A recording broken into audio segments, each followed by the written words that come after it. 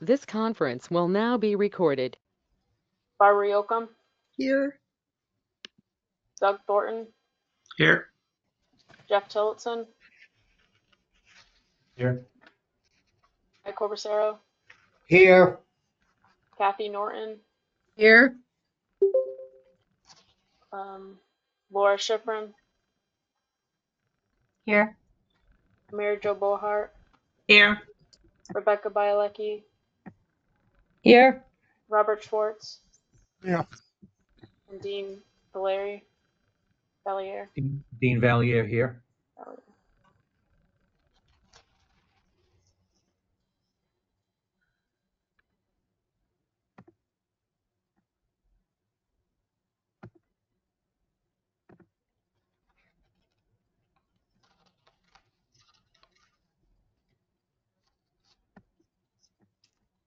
Is that everyone? Yep. This meeting will be recorded to ensure we have accurate record of our discussion. If anyone has any concerns about the being recorded, please let us know. This meeting is held under Chapter 2 of the Acts of 2023 signed by Governor Healy on March 29th, 2023, allowing local and regional governments to hold public meetings remotely or in hybrid fashion. All votes will be taken by roll call. Okay, we have the minutes that we received for December 5th, 2024. Do I hear a motion to approve as received? Bob Schwartz, move to approve. Okay, Bob, thank you. Second? Second. Rebecca Bielecki. Thank you, Rebecca. Any discussion? Corrections? Hearing and seeing none. Can you take a roll call vote, please? Ellen Pease, Aye. Barbara Yoakum, Aye. Dean Valier, Dean Valier, aye. Doug Thornton, Aye. Jeff Tillotson, Tillotson, aye. Guy Corbacero, Abstain. Kathy Norton, Aye. Laura Schifrin, Aye. Mary Jo Bohart, Aye. Rebecca Bielecki, Aye. Robert Schwartz. Abstain. Okay. Thank you very much, everyone. Next on the agenda is the cash schedule. I can do that. Thank you, Robert. Opening balances. Total opening balances,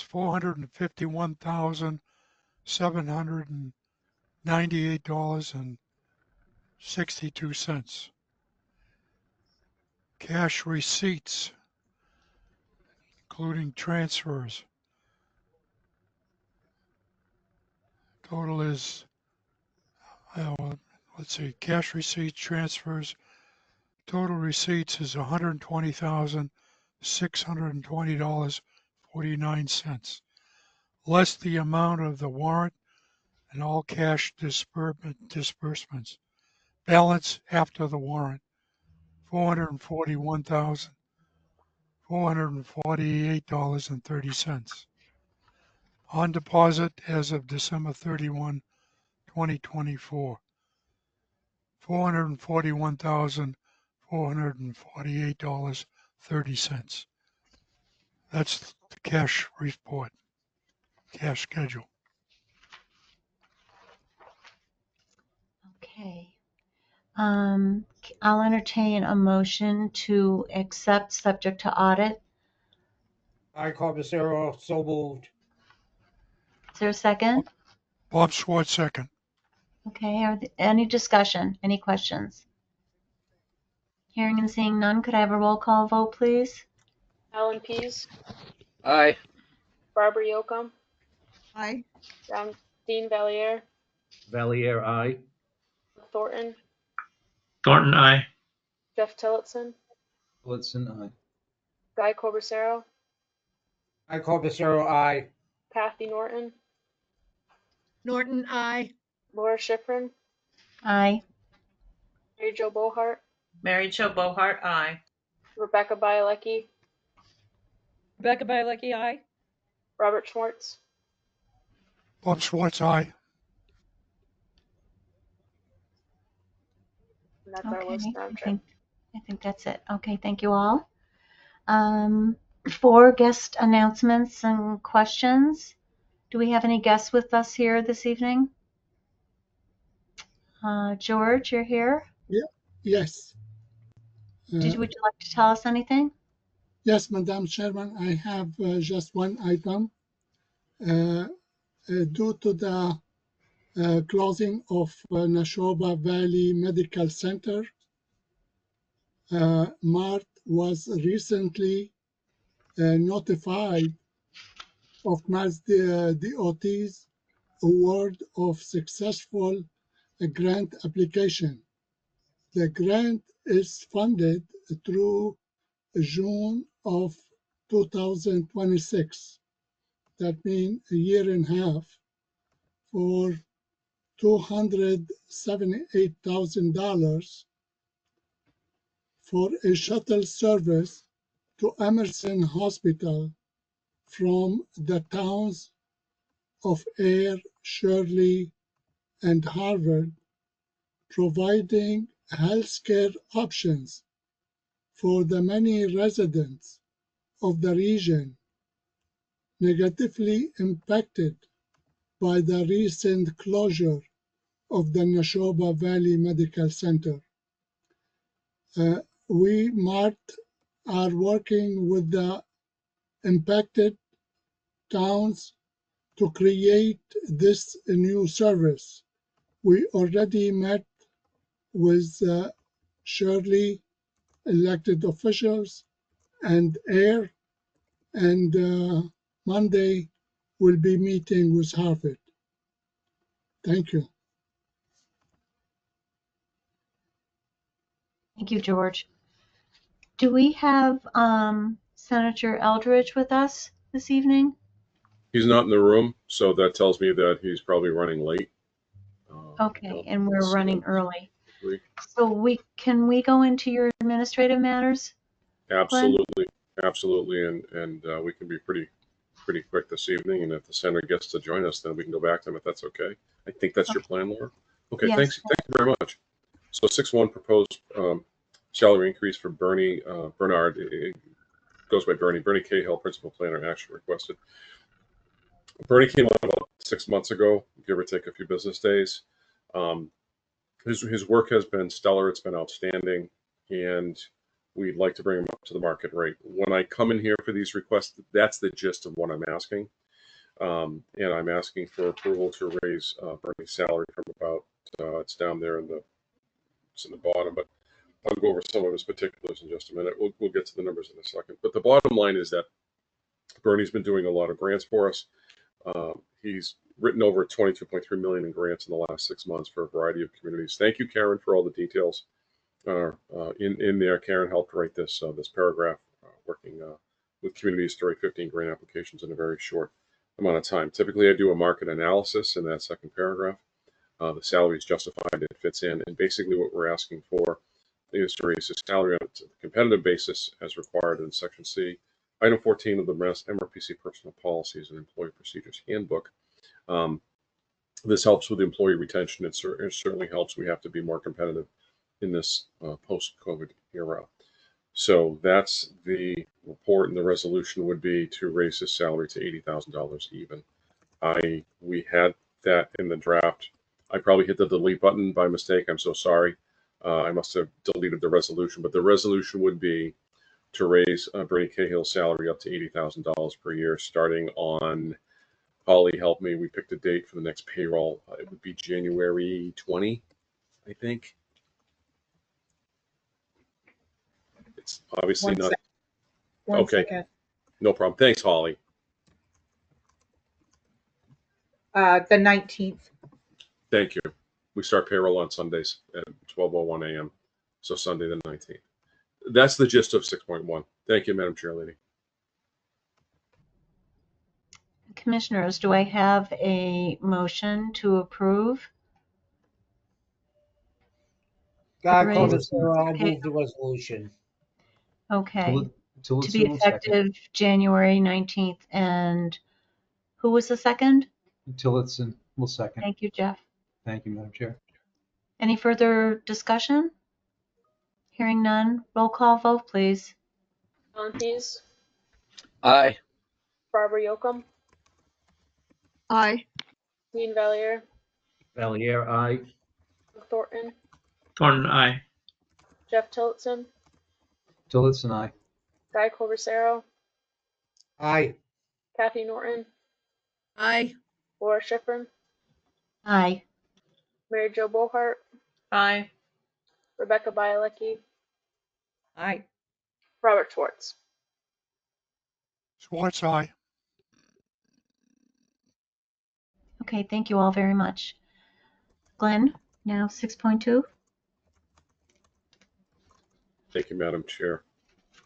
Just a quick update. I was unable to make it to the last MARPA meeting, monthly meeting of the Mass Association of Regional Planning Agencies, but I did ask my colleagues in Worcester to send me some notes. Just 3 bullets very quickly.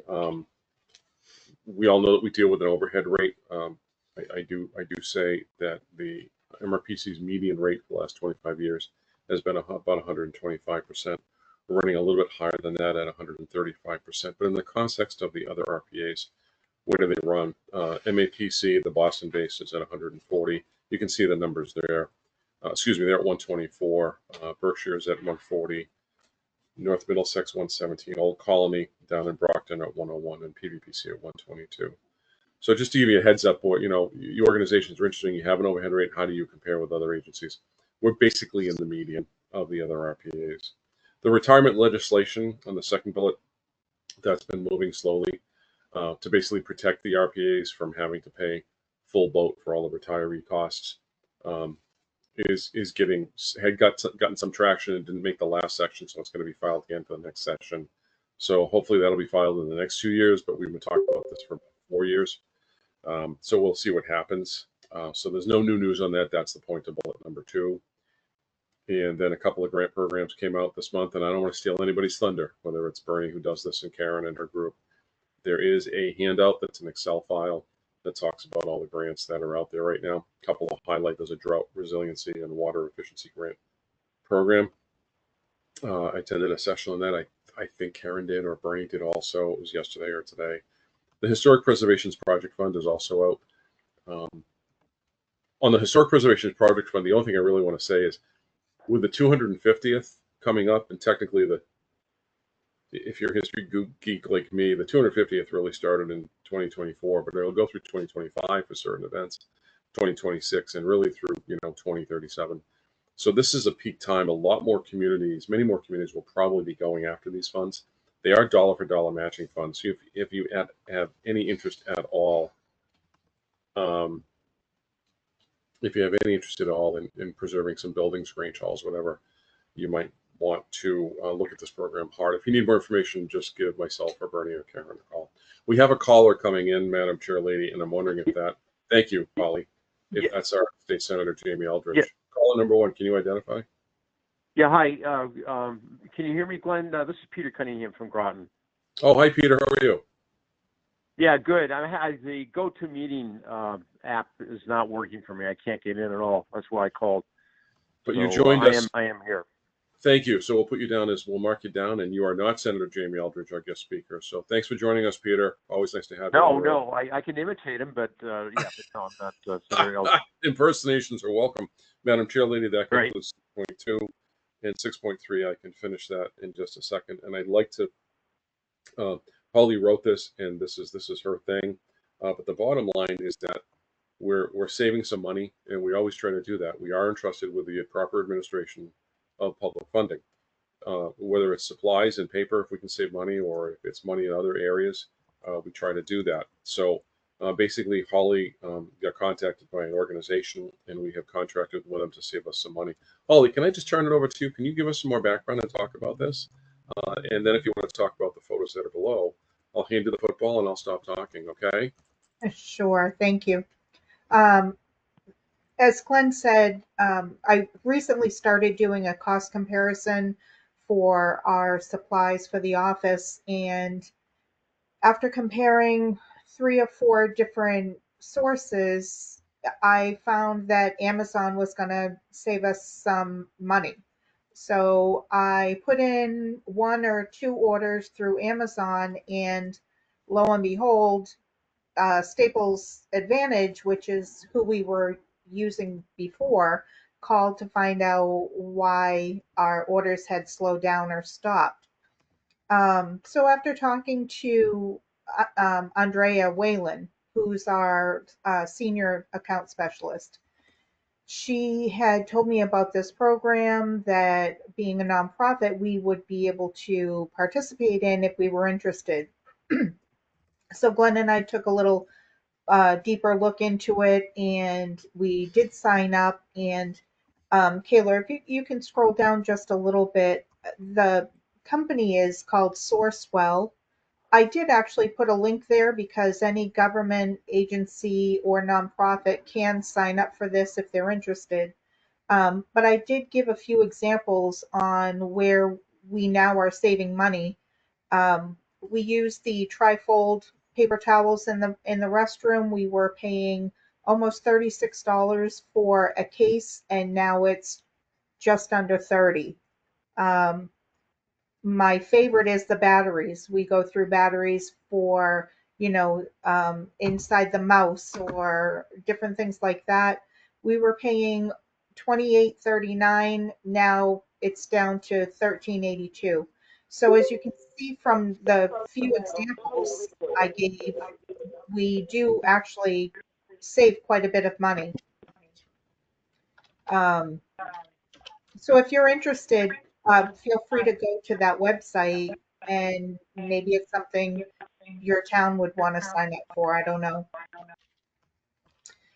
Additionally, if you scroll down a little more, Kayla,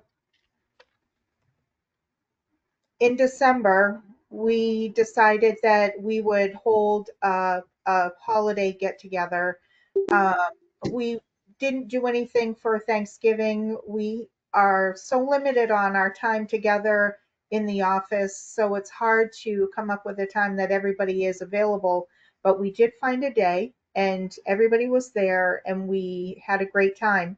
All staff brought in something to eat. The transportation department took it upon themselves to help decorate the space. So they set up decorations on the table, they put up the tree, just made it a really nice atmosphere. And we all, as you can see, got together, shared some food, had some games on paper, just talked and listened to music, and it was a fun time. So that's a picture of all of us sitting there. And then just below that, we had a group picture outside. It was a beautiful day. We just had a really good time. So we just wanted to share that with you.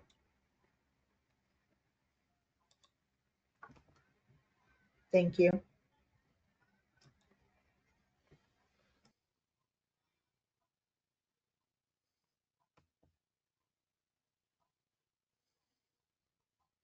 Sorry, my mic was on. Sorry about that. Thank you. Department head updates. Who have we got first? I'm subbing for Jason this evening.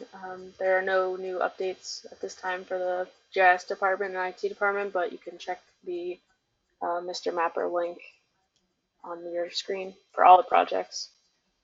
Okay. Thank you. Planning and development.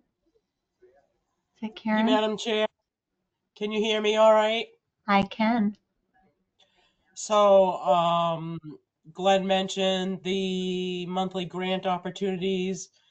Bernie Cahill sends that out, and I sent one out to all of you. So if you see anything on that list that you're interested in, Bernie would be glad to assist you. It also got sent to the select boards in your towns and the city council and the mayors, planning boards, and you members. So if you have an interest, contact Bernie or myself. And then I also sent out in December the DLTA 18 call for proposals, and those are due for the first round vote February 4th. So next month you'll be voting on DLTA projects. I've already talked to a number of communities, and I think we're going to have a ton of requests coming in, and it may be that we might have to say no to some people. But there are other grant opportunities for some of the projects that you request in DLTA, so we can work with you to find other funding if we can't do it under DLTA. That's it. Thank you. Oh, thank you, Karen. Any questions for Karen from the commissioners? Okay, how about transit and transportation? Yes, I had a few different items I wanted to give a quick overview on. And Kayla, there were some handouts in the folder. I don't know if you have those up. Give me a second and I'll Sure. find. Sure. Basically, the MPO is in the beginning stages of updating 3 different federally required documents. You may have seen some memos sent out on some of these in the last month or so. And the first one, Kayla, is the public participation plan. So there's a handout on that. Basically, it's just an overview.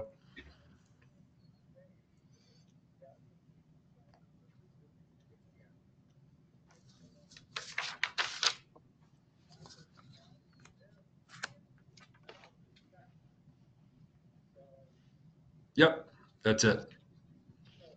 Okay, so this is the first of the 3 documents that I'll reference. This is regards to the public participation plan. This is actually out for public comment right now. The MPO sent this out in December. More or less, this is our official procedures as it relates to public engagement and outreach and that type of thing for the MPO. And again, this is federally required to have this in place for the MPO. Last time we updated this was in 2017, so it was pre-pandemic. Up to that point, we had never really met online or remotely. It was always in person, so a number of things have changed since then. The full draft document of this is on our website under the announcements tab. You can, if you get an opportunity to go through that, as I mentioned, the public review and comment period ends February 3rd.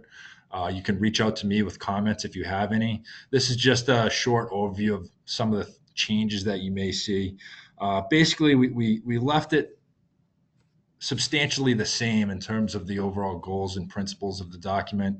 We did have to change a number of references related to different policy updates and legislative updates since 2017. Obviously, the COVID remote meeting type of changes that have happened, we've documented that and sort of updated that language, and we've tried to make it easier to read and reorganize the document a little bit. But nonetheless, that's out for a 45-day public comment period right now.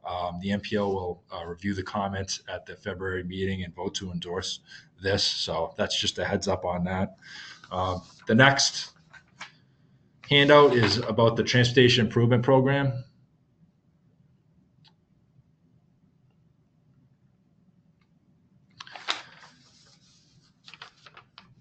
And if you're not familiar with the TIP, this is another federally required document from the MPO.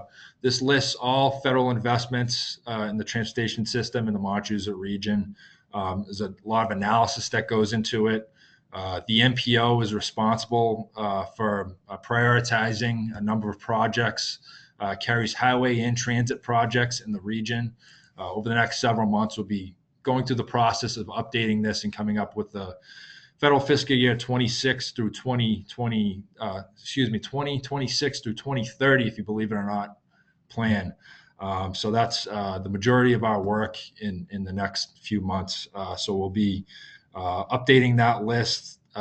MPO has full discretion over project placement of about $17 million per year of this work program. So there'll be a lot of discussion on those projects, in particular on the highway side.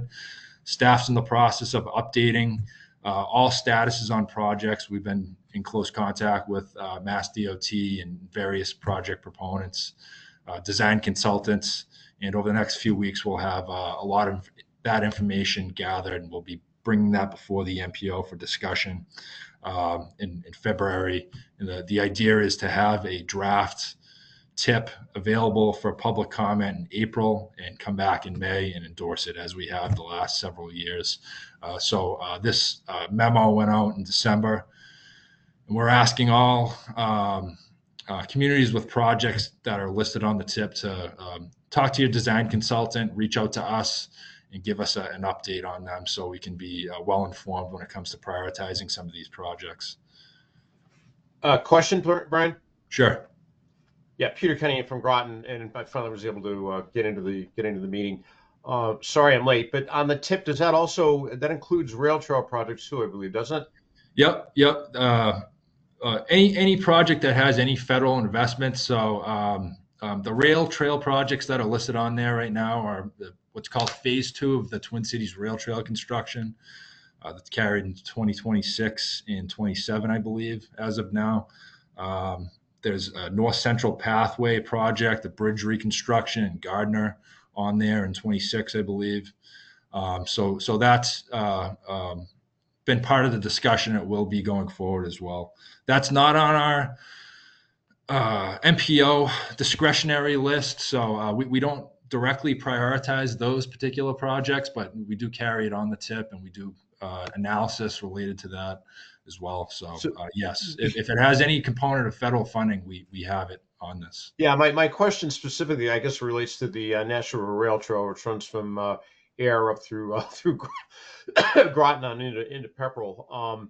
That is a DCR trail. So would DCR be the agency that would need to, I guess, apply to get on the tip for reconstruction of that trail? So if DCR accessed federal funding to make a repair to Nashua River Rail Trail, or if there was any federal money at all spent, that project would be listed on the tip. Okay, but it would be DCR that makes the application. In this instance, the trail falls within two MPOs. So there's the one in Lowell, I think it's the Greater North Middlesex Regional Council of Governments or something like that. But they're two MPOs that would Right. cover that. Yep. So that would be listed on our list, and as well as the Northern Middlesex Council of Governments. Right. Okay. So we would collaborate on that, and we would list that. Likely that would be in what's called the statewide section. So, yeah. MPO wouldn't necessarily have discretion on that project placement. But yes, we would include that in all the. Yeah, it sounds like it would be up to the state to initiate that process, then up to the DCR. Correct. Yeah. Because they used it was money off the tip that actually constructed the trail originally some years ago. So. Correct. All right. Yeah. Thank you. Yeah, and if there's any questions on the tip, and around this time of year, towns kind of circle back to the design consultants and to us because we're responsible for putting this together, and the MPO is responsible for endorsing this list. Sometimes there's a mad scramble this time of year to get updates on these and make sure that things are going around smoothly and moving up the list as they should be. But if you have any questions, reach out to me. The next handout we have, and the last federally required document from the MPO that I'll talk about tonight, is the Unified Planning Work Program. So there's a memo in the handouts, Kayla. Yep. So this is more or less the transportation staff's work program that we work. 95% of the work that transportation does is off this work program. It's a contract that MRPC has between Mass DOT, Federal Highway Administration, Federal Transit Administration. This allows us to basically run the Metropolitan Planning Organization. So we carry, the long range plan work that we do, the putting together the TIP, the various amendments to the TIP, all these different federally required documents that the MPOs were required to produce during the year to run that group, run the Joint Transportation Committee, among other things. And as we have in years past, we anticipate room in the budget to solicit projects from communities. So this memo went out earlier this week to our full mail list. You may have seen this. We give some examples of some of the things that we typically do for communities, things like intersection studies, various traffic analysis, transit-related studies, basically anything that you may need as it relates to transportation. You can feel free to reach out to either myself or Sherry Bean, and we can see if it would be a fit for to carry a task in our UPWP to kind of help you with that. And we're just asking you reach out to us by February 7th. And feel free to give me a call and we can talk. If you don't have a specific, well-defined project in mind, if you just have maybe an intersection that could be maybe a safety issue at, or a congestion issue in town, you think that you may want to see some analysis done, maybe some improvements, might end up in a TIP project being funded sometime in the future, reach out to me and we can try to figure out how that would fit in our work program.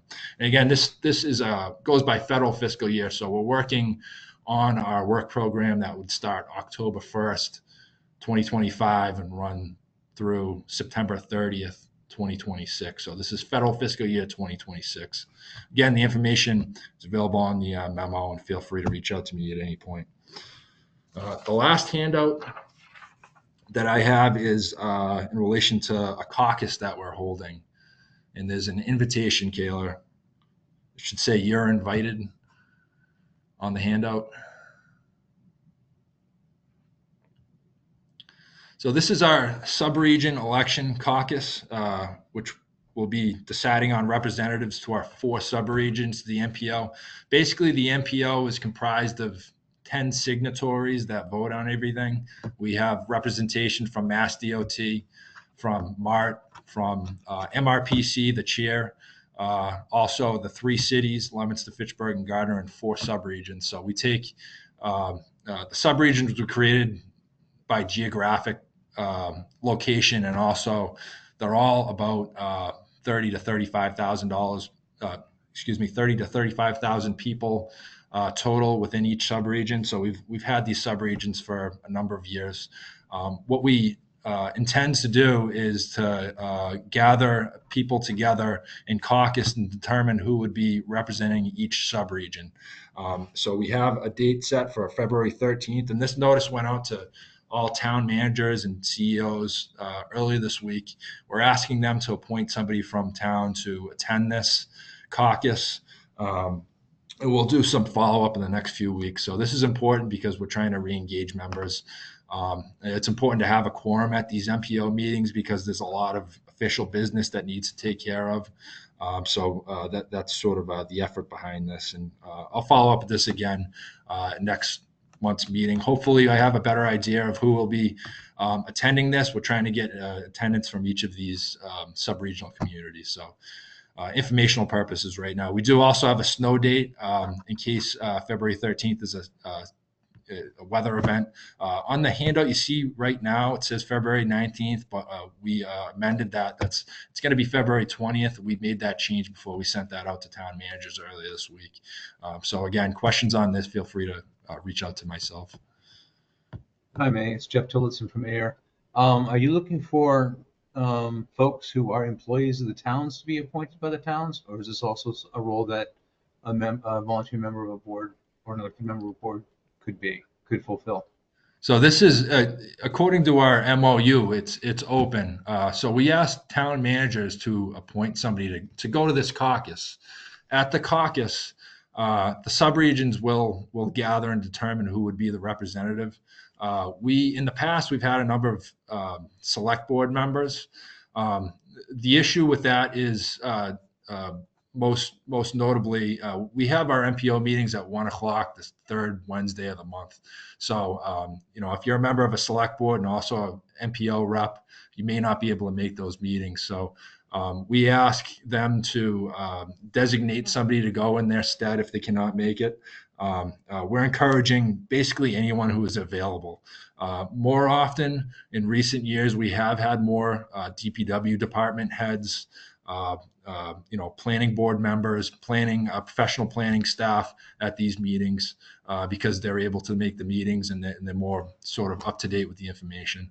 But for representatives or any of these signatories, it's a relatively light lift.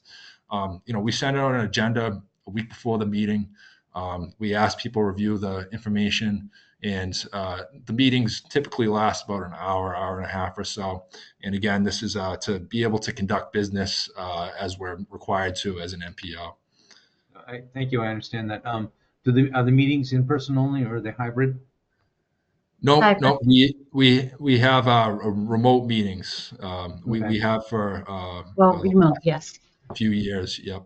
Okay, thanks. No, thanks for answering the simple questions, but I will probably run into our town manager in the next couple of days, and I will make sure we have a conversation about this. And may I ask a question? The last thing you presented on, actually, I forgot what the question is. Sorry, it's getting late in the day. Okay, for everyone. Yeah, if I remember, I'll interrupt again, but thank you. Sorry.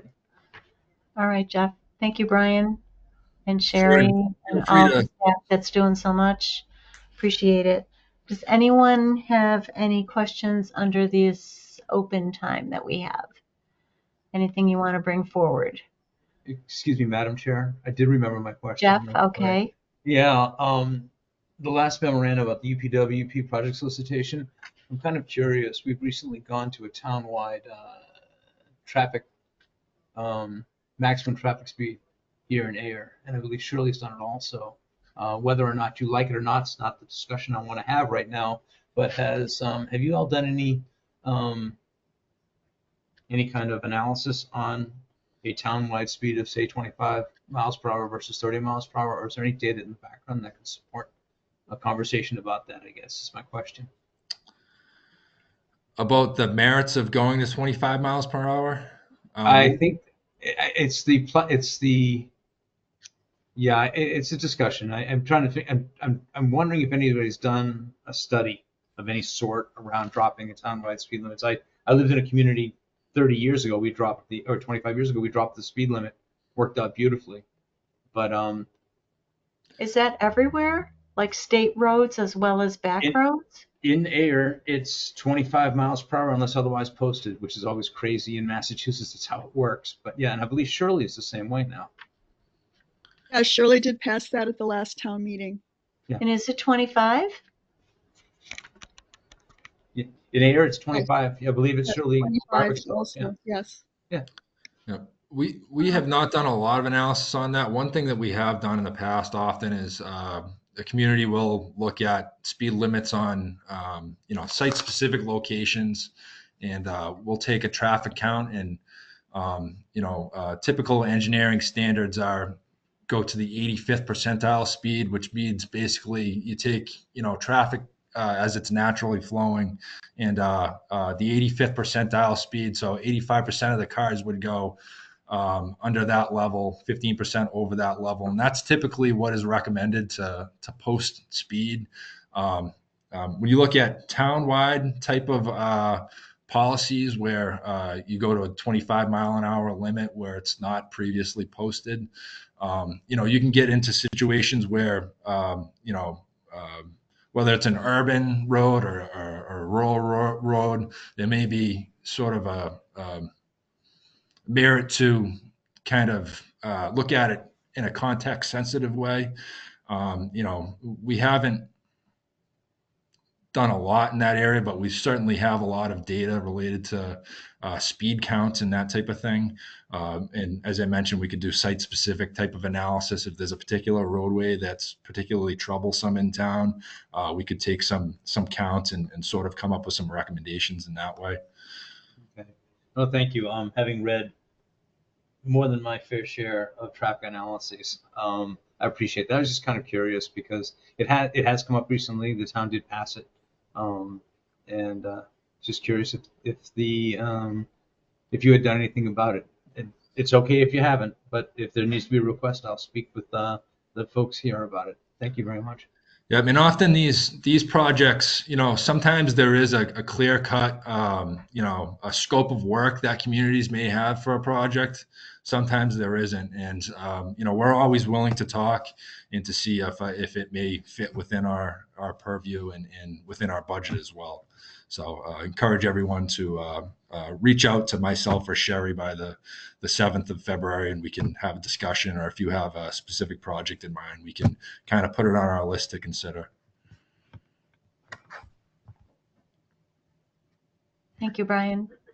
Does anybody else have any comments?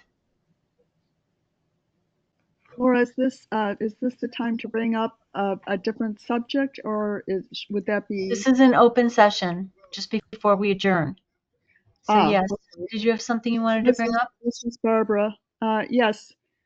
The planning board received notice today that there was a ruling on the MBTA Communities Act Supreme Judicial Court challenge. Glenn, would you like to address that, or would you like me to read what KP Law summarized to the planning board of that decision? Thanks to Karen for sending it out. And the devil of detail is in the very last paragraph. And the decision of the SJC was to remand it back to the county court, which means they have to make a decision. So that county court judge has to make a decision. So Karen, if you want to weigh in, please do. So that's how I read it. And then other people, please. I'll stop talking. That's not what we received, but yeah. Right. It also says the law stands.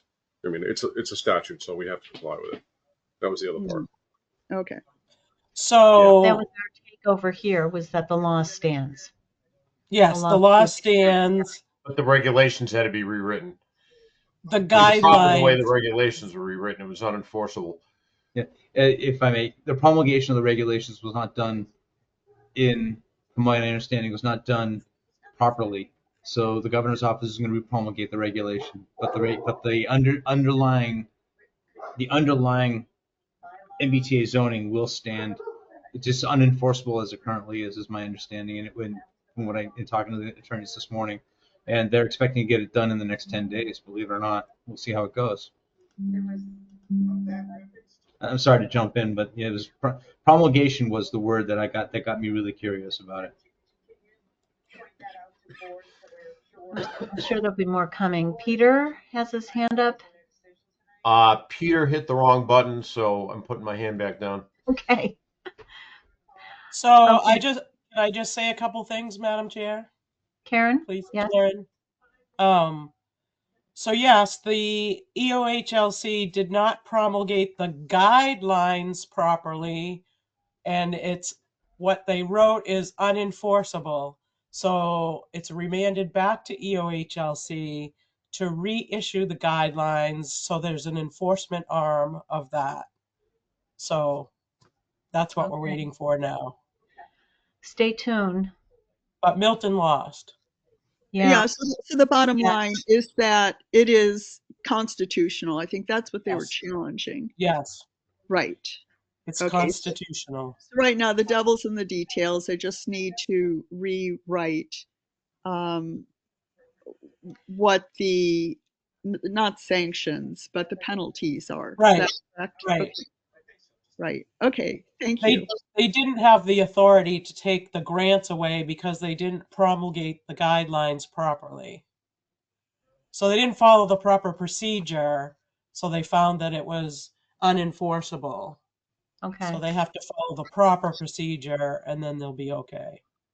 And then they'll be able to take away the grants if you don't comply.